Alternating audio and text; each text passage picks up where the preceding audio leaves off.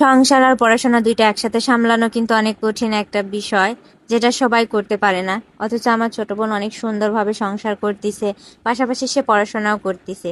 তাকে নিয়ে সবাই অনেক বেশি চিন্তা করতো যে সে এত ছোট মানুষ, বিয়ে দিচ্ছি, সে সংসার ঠিক মতো করতে পারবে কিনা, পাশাপাশি পড়াশোনাটা ঠিক রাখতে পারবে কিনা, অনেক বেশি ভয় পাইতো সবাই তাকে নিয়ে।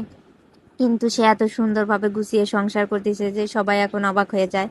সে পড়াশোনা নিয়ে অনেক বেশি সিরিয়াস, কোনোভাবে পড়াশোনা ছাড়বে না। তো সে সারাদিন ভার্সিটি করে, পড়াশোনার চাপ থাকে, তারপরেও সে সংসারটা এত সুন্দরভাবে গুছায় রাখে যে অনেক বড় বড় মেয়েরাই এটা করতে পারবে না।